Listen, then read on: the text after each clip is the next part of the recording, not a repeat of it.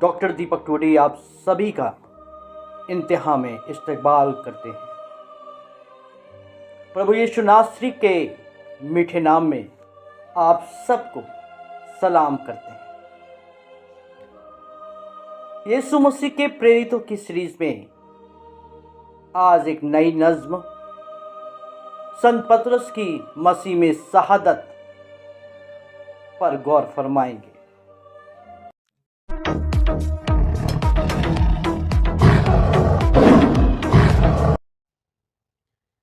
संत पतरस की मसीह में शहादत।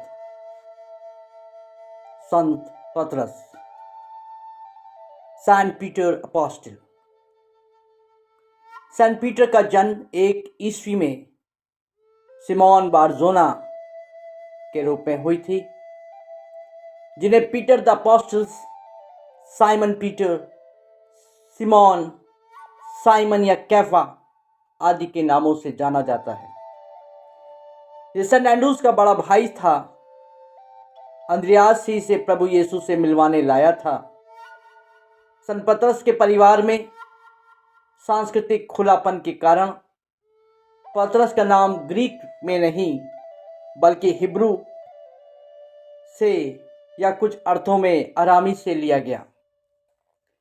पतरस गलील प्रांत के बैतसैदा नगर का निवासी, जो हम देख सकते हैं यूहन्ना पहला अध्याय उसकी 44 आयत, वो पेशे से मछुआरा था, जो कि हमें मैथ्यू उसका 4 अध्याय उसकी 18वीं आयत और लूका 5वां अध्याय उसकी 1 से 7वीं आयत तथा यूहन्ना उसकी 21वीं अध्याय की 3री आयत में सेंट एंड्रूस के साथ प्रभु से मिलने तो गया था, पर यीशु पर प्रभाव नहीं दिखा पाया और मछली पकड़ने के कार्य में लग गया। लेकिन जब उसने प्रभु यीशु मसीह को पहचान लिया और प्रभु यीशु के बुलाने पर वो जाल छोड़कर यीशु के पीछे चल दिए, जिसे हम देख सकते हैं मती उसका 4वां अध्याय 18 से 20 आयत में, मरकुस 16वां अध्याय उसकी 1 से 8 आयत में, लूका 5 अध्याय 1 से 11 आयत में हमें मिलता है। बाद में यीशु ने उन्हें कैफा नाम दिया, जो अरामी भाषा से लिया गया, जिसका अर्थ होता था चट्टान या पत्थर। ग्रीक की बाइबल के अनुवाद में इंजील में यीशु ने कैफा नाम से 9 बार संबोधित किया गया और नए नियम में 156 बार उसे पेट्रोस कहा गया। पेट्रोस ग्रीक या लैटिन शब्द से लिया गया है, जिसका अर्थ होता है पत्थर या चट्टान। बाइबल में 19 बार साइमन पीटर के नाम से संबोधित किया गया। कुछ इसे पत्थर तो कुछ इसे चट्टान से संबोधित करते हैं। ये यीशु 3 निकटतम प्रेरितों में से एक था, जिसे हम देख सकते हैं मती 17 अध्याय उसकी 1 से 4 आयत, मरकुस 5वां अध्याय उसकी 37 आयत, मरकुस 13 अध्याय उसकी 3 से 3 आयत में पतरस की सास को यीशु ने चंगाई दी थी, जिसे मती 8वें अध्याय की 14वीं आयत, मरकुस 1 अध्याय की 29 से 30 आयत, लूका 4 से 38 में लिखता है। पतरस यीशु के साथ साथ हमेशा रहता था। अय्यर की मृतक लड़की को जिलाते समय भी पतरस ही यीशु के साथ था, जिसे देख सकते हैं मरकुस उसका 5वां अध्याय 37 आयत में और लूका उसका 8वां अध्याय 51 आयत में।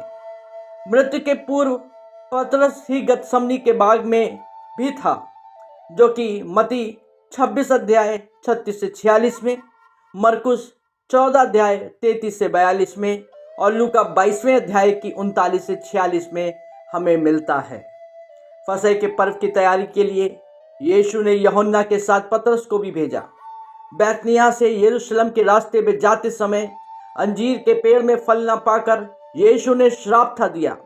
दूसरी बार जब अंजीर के हरे बड़े पेड़ को सूखा पाया, तो पतरस ने यीशु का ध्यान आकर्षित किया। यीशु से कहा था, जिस पेड़ को तूने श्राप दिया वो सूख गया। प्रभु यीशु के नाम के बाद यदि चारों सुसमाचार में किसी व्यक्ति का नाम का जिक्र है तो वो पतरस था। वो हाजिर जवाबी और तुरंत प्रतिक्रिया व्यक्त करने वाले स्वभाव पतरस का था। पतरस के अतिरिक्त किसी भी प्रेरित ने यीशु के प्रभुत्व और ईश्वर तत्व को इतनी दिलेरी के साथ स्वीकार और न ही पतरस के अलावा किसी ने यीशु का खुलकर इनकार किया। पतरस को यीशु से मिलवाने वाला उसका छोटा भाई एंड्रूस था, लेकिन वो अपने छोटे भाई को इतना महत्व नहीं देता था, जबकि प्रभु के साथ हर जगह उसके प्रेरितों में वो यूहन्ना के साथ दिखाई देता है, क्योंकि पतरस ये जान चुका था कि यूहन्ना प्रभु यीशु का रिश्तेदार है। प्रभु यीशु की निकटता यूहन्ना के साथ थी, इसलिए वो यूहन्ना को बहुत महत्व देता था। एक वजह और थी, यूहन्ना उस समय का बहुत बड़ा मछुआरा था, उसका अपना एक बेड़ा था, और पतरस दूसरे दर्जे का मछुआरा था। शायद व्यावसायिक रिश्तेदारी को पतरस अपनाना चाहता था, जो कि आज के समय में भी ये परिस्थितियां चरित्रार्थ होती हैं कि हम अपने छोटे भाई को इतना महत्व नहीं देते। चारों सुसमाचार में 3 सुसमाचार मती, मरकुस, यूहन्ना यीशु के पानी पर चलने की कहानी बताते हैं। मैथ्यू अपने सुसमाचार में पतरस या पीटर का भी पानी पे चलने का वर्णन करता है, जो एक पल के लिए पानी पर चलता है, जब उसका विश्वास जगमगाने लगता है और वो डूबने लगता है।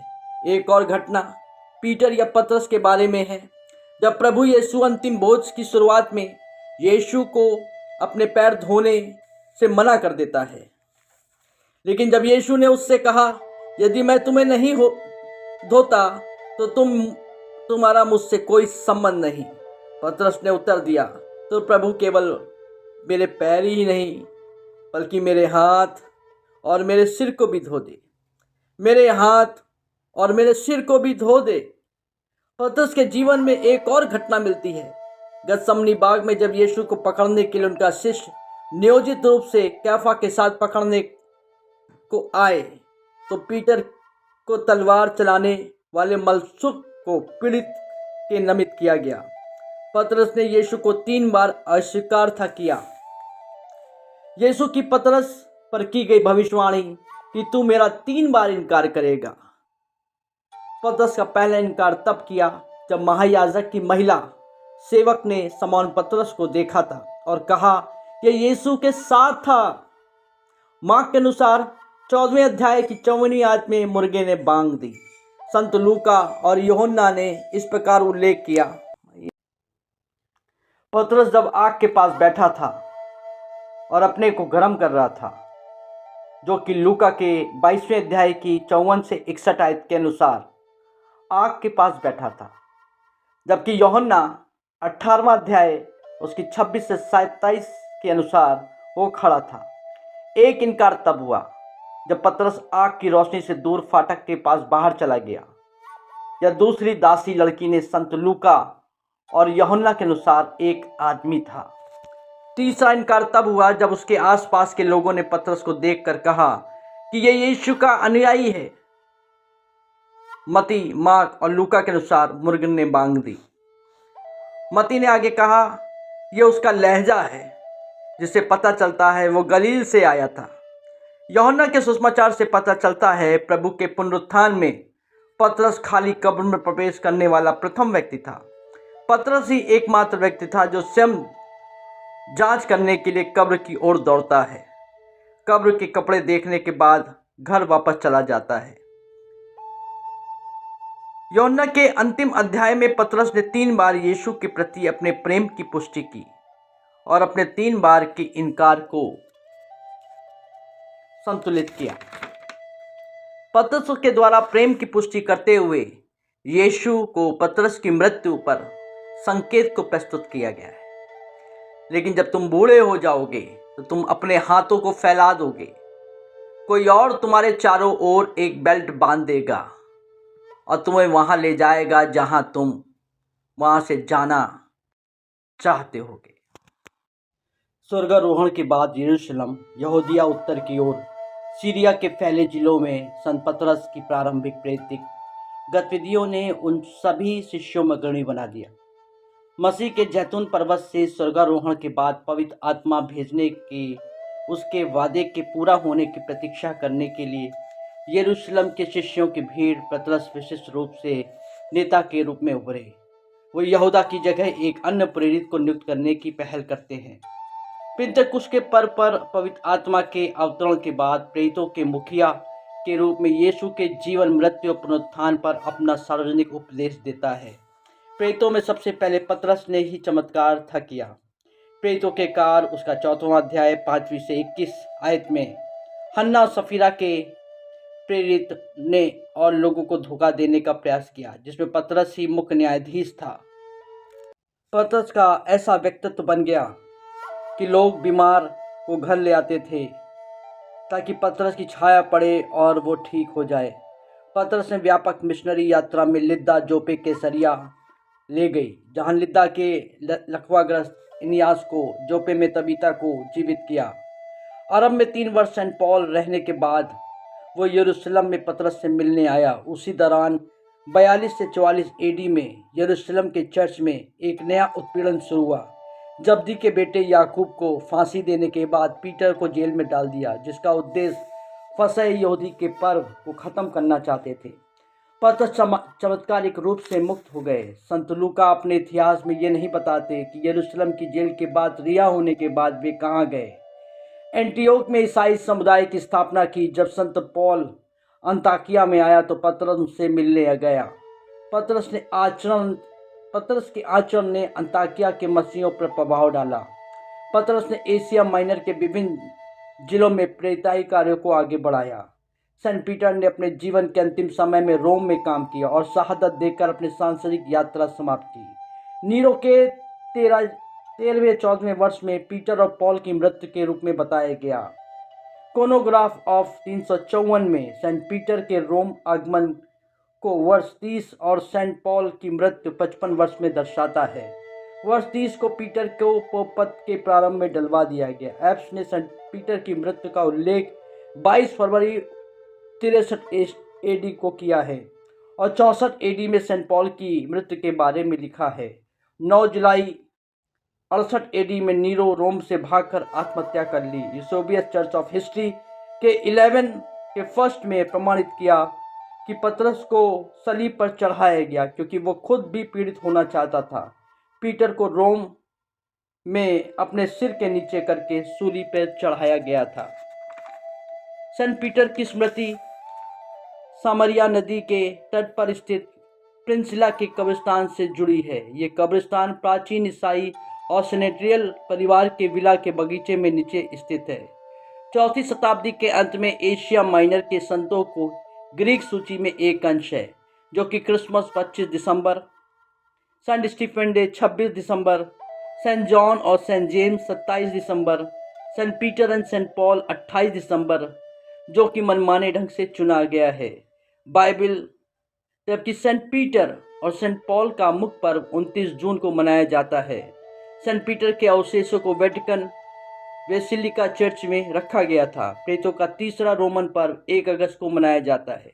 सेंट पीटर्स के जंजीरों का पर्व होता है। सेंट पीटर्स पोप और रोम के संरक्षक संत और कई शहर उनके नाम पर, जैसे सेंट पीटरबर्ग, सेंट पियरे, एक पूर्व मछुआरे के रूप में, जाल और जहाज बनाने वाले के रूप में मछुआरों के संरक्षक होते हैं, क्योंकि उनके पास स्वर्ग की कुंजियां हैं, इसलिए वे ताला बनाने वालों के भी संरक्षक संत हैं। सेंट पीटर को जैस्पर स्टोन की उपाधि दी गई। इस वीडियो के देखे सुने जाने पर तहे दिल से आप सभी का शुक्रिया अदा करते हैं। परमेश्वर से दुआ मांगते हैं कि आप सभी को बहुतायत की आशीष प्रदान करें। आमीन।